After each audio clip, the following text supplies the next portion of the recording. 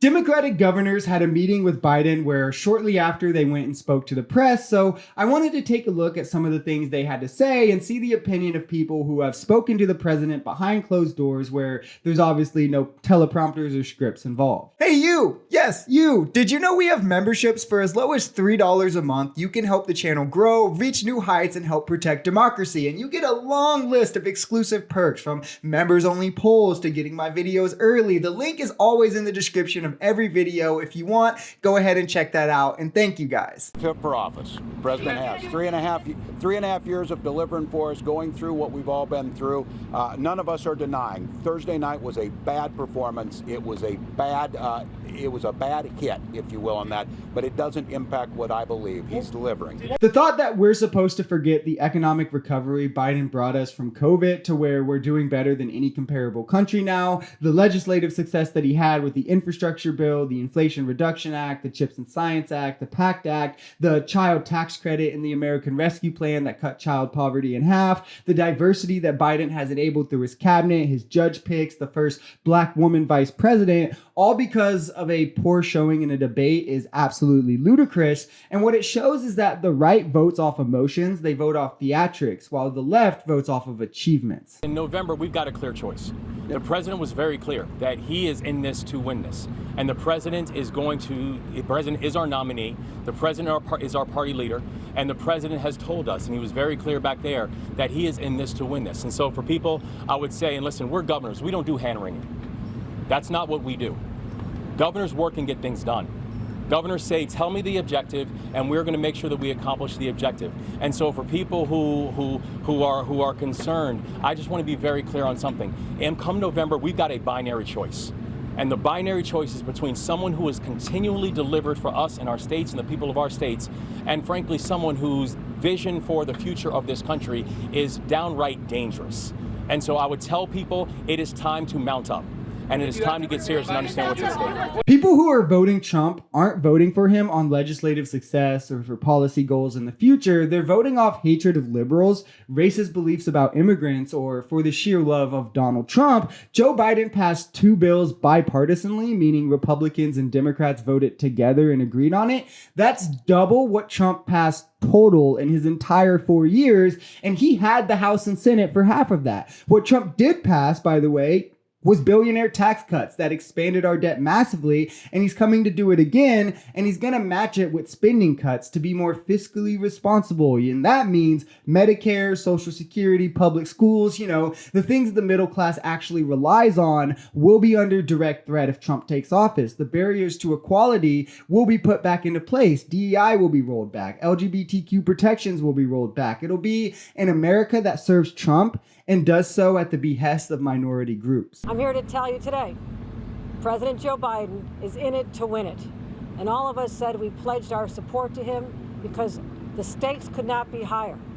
On the eve of the 4th of July celebration, we talk about how we transition under a monarchy and a tyranny that our founding fathers fought against, that we risk right now descending back into that very same place.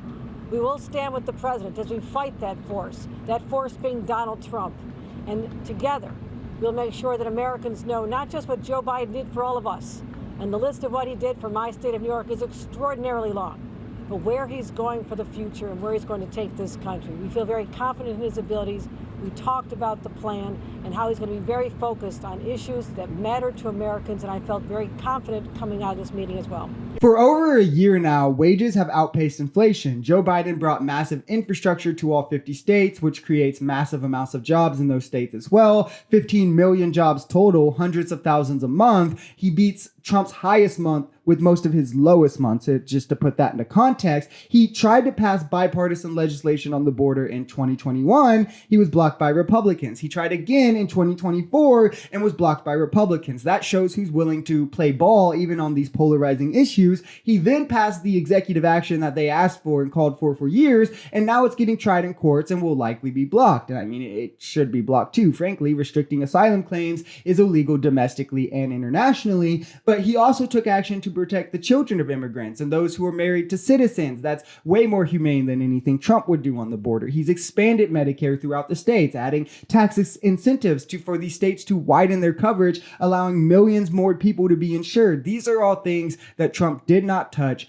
even when he had the perfect opportunity holding the House and the Senate. Border crossings doubled in 2019 under Trump. He never delivered on infrastructure, even when, again, he had the House and Senate, and he was promising to do so every week. He got millions of people off of Medicare and promised to replace it, and then never replaced it. His job creation never outpaced Obama's before he went on to lose us American jobs. Unemployment hit 15%. GDP went negative. You have to think of it like this, right? Trump was handed a golden economy. By all means, unemployment was falling, jobs were going up, wages were going up, GDP was going up. And the first hard thing that Trump had to do, he absolutely fumbled it, like catastrophe level bad handling. And that's by comparison as well. You can't just say, well, COVID, when because of Trump, we were affected worse than any comparable country. More job loss, more GDP loss, more wage loss than any G7 country. Those are the biggest 7 countries in the world. I believe if you expand it to the G20, we also still were the worst, which means that under Trump, we by far handled COVID the worst economically and in terms of infection and death rates. And now with the economy in a state of recovery where it's very crucial every decision that is made, it's a fragile economy that could go either way, the last thing we should do